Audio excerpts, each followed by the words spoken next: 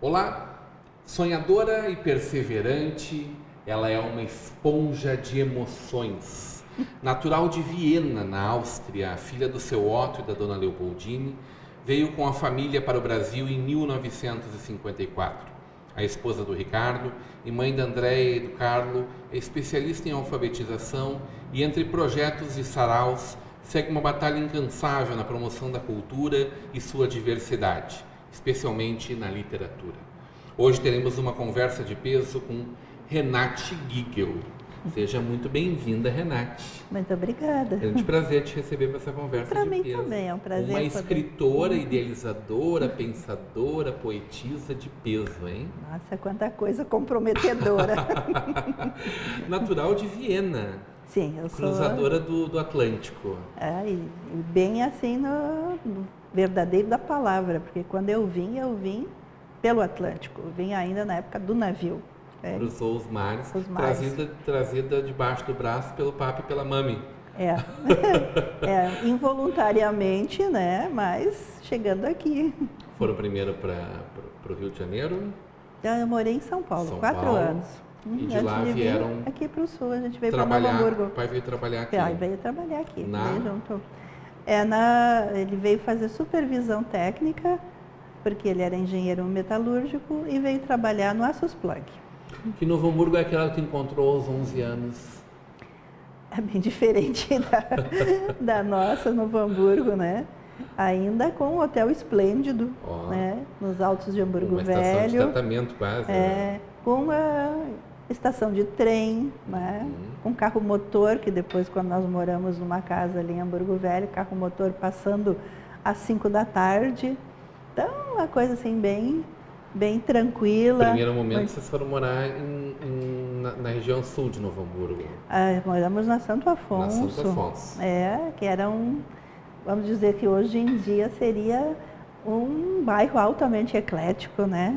Ainda com um transformador de luz no meio da Pedro Adams, com um abatedor próximo no Ouro Branco. Um batedor de carne bovina, né? Então ainda existia ali na minha vizinhança um tropeiro. Então eu conheci figuras bem diferentes do que eu tinha visto. Ele era um senhor até meio sombrio, então era bem interessante. No dia de chuva, ele ainda tinha uma entrecruza, uma mula bem alta, então com aquela capa de gaúcho quase até embaixo, assim, então era uma coisa Isso bem... aí foi formando um ideário aí dentro, que é uma realidade muito diferente, né, para a gente absorver. Vem de uma terra muito verde e pequena, né, com igrejinha e tal, mas ao mesmo tempo cosmopolita do outro lado, que o rio que dividia a cidade, de um lado era o verde, de um lado era... Tu lembra de Viena aos 7 anos? Eu me lembro de muita coisa. Posso dizer assim, eu sou uma pessoa privilegiada nisso, em termos de memória visual. Eu tenho uma memória, desde os 3 anos de idade, a cores. Olha então, só. é uma coisa assim que eu fico bem, eu acho legal. Invejinha me deu agora. Te deu invejinha? Assim, no caso, eu posso te contar as cores das roupas que eu usava naquele tempo, a maneira como elas eram, aquela tradição do meu avô, que eu pena ter perdido em função disso, mas que foi assim, uma maravilha da minha vida. E então aquela coisa de domingos de manhã, tá pronta de bolsa e chapéu, né? Indo para casa, que ele morava do outro lado da rua, indo para lá para acompanhá-la. A gente subia daí o morrinho da igreja, porque ele não era assíduo da igreja, mas ao final da missa, ali ao lado tinha um pub onde curtia os amigos, e eu desde aquele tempo já era companheira dele. Então essas imagens, essas coisas, eu tenho muito vivas até hoje e são coloridas. E tu lembra, tu foi revisitar esses trajetos nas tuas visitas depois? Sim, eu tive muitas vezes. Passou por todos aqueles lugares. Até agora eu tive lá agora em outubro do ano passado, levando minha neta para conhecer. Então a gente peregrinou de novo. Algumas coisas já não existem, mas a casa em que eu morei, hoje em dia ela ainda está lá. Então foi muito bacana. Claro que ela, na minha memória, eu tenho ela da cor que ela era. Que ela era ocre, e hoje em dia ela é branca. Mas então parece um conflito de memória, que eu tenho certeza que para mim ela não é branca. Ela continua sendo ocre. Mas é muito bacana. E ali teu pai optou por ir mais perto do centro, né, de Hamburgo Velho, onde tu estudavas. É porque a linha de ônibus na época era não era muito deficitário, deficitário, né? E a mãe é preocupada e o pai viajava bastante. Então ela uma vez me viu vir para casa no ônibus, aquele tempo falando no começo dos anos 60. No tempo sem que tu tinha que ficar às vezes atrás naqueles tribos, hein? E uma vez ela me viu penduradinha ali e aí não deu certo. Não funcionou. Enquanto não se saiu dali, não houve tranquilidade. E aí fomos morar em Hamburgo Velho. Tinha mais irmãos? Não, sou filha única. Filha única. Sou filha única de filha única. É uma família... ovinho. Assim, uma família bem pequena. E também a minha também é pequena, só tenho 2 filhos, então não somos muitos, mas somos assim de força.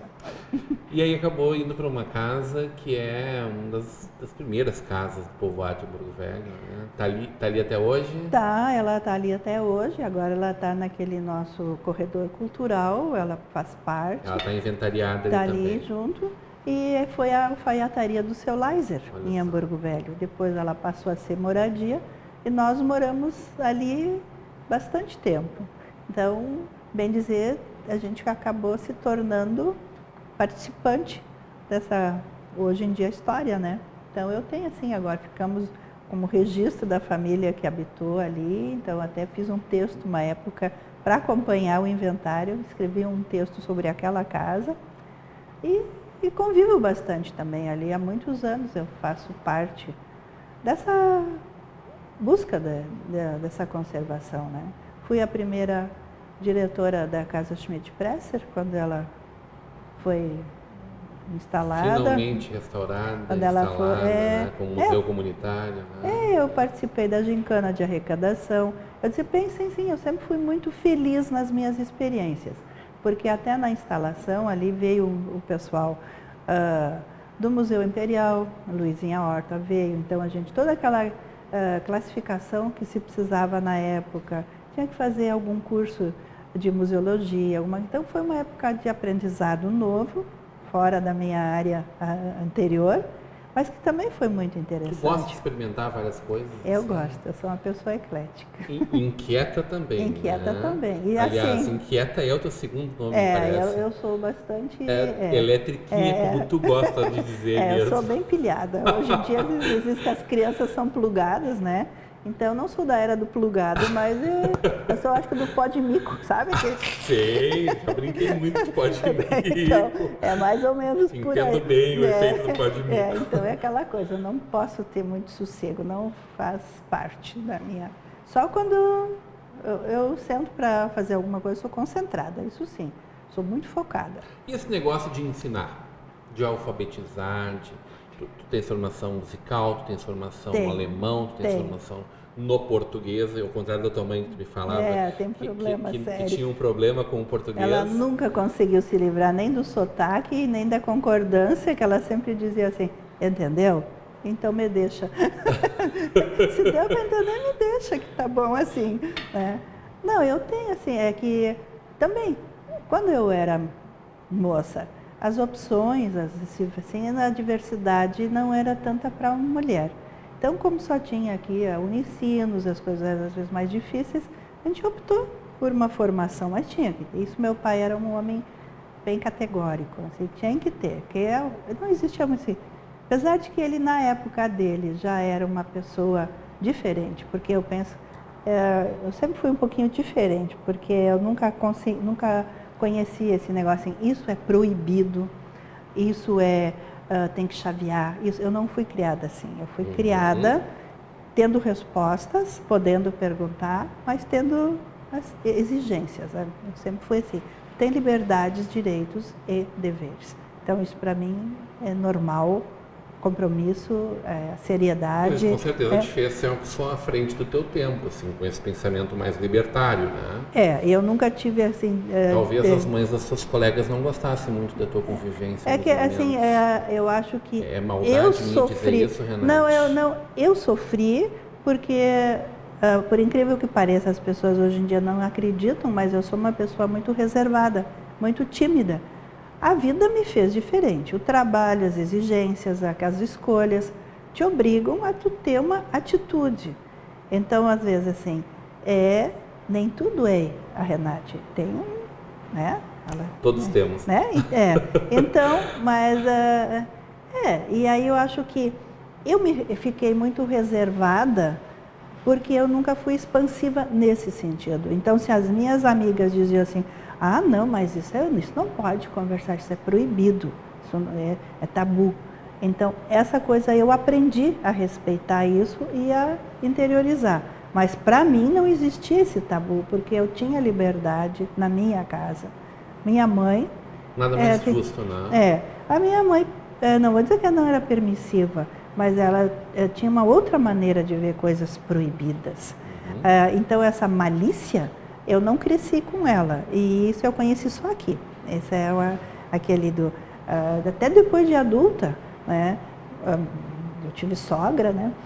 Não a atual, mas a sogra. A minha sogra, né, que era a avó dos meus filhos, ela dizia assim, não, tu não pode agora entrar ali porque está chaveado e está isso. Então, essas coisinhas eu não conhecia. E também não passei para os meus. Então, às vezes, em quando a gente tem que ter um policiamento maior, porque parece que tu tem uma liberdade, que muito pelo contrário. É diferente de libertinagem, né? Uma coisa, ela é muito mais, exige muito mais de ti, em postura como pessoa, Perfeito. Do que tu ter a coisa assim, isso eu não posso, né? Então, assim, a gente foi construindo, assim. Como começou a trabalhar com educação? Eu comecei a trabalhar... Já foi nas escolas aqui em Novo Hamburgo? Foi, eu sempre trabalhei em periferia aqui. Minha primeira experiência foi quando eu saí do magistério, foi dentro do próprio colégio onde eu me formei, mas só um ano. Aí depois eu quis ir trabalhar. Que foi o colégio? O Santa Catarina, eu me formei. Porque como eu era uma imigrante pobre católica, então eu estudei.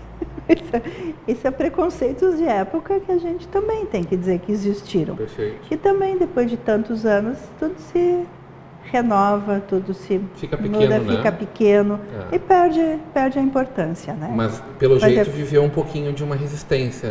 No início não, assim, marcou-se, fez o seu espaço na construção da história, houve. E depois a gente supera, a gente faz, e depois tu pode também, ao longo do tempo, parece assim, tu não prova, a tua vida prova para os outros que, então eles que têm um novo aprendizado. Né? Lindo isso. Lindo isso. Mas é assim.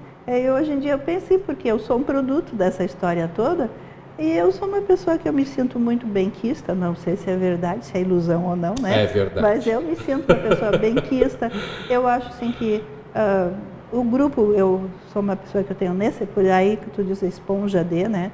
Mas eu tenho essa necessidade das outras pessoas. Eu me sinto muito mais feliz. Eu sempre comento com o meu grupo, eu estou feliz hoje porque eu estou aqui com vocês. É uma coisa assim, muito minha. Eu não sei se tu é uma esponja de emoções ou se tu exala uma emoção. Não, é uma querida. A gente volta a conversar com essa querida logo depois do nosso intervalo. Hoje numa conversa de peso com Renate Giegel.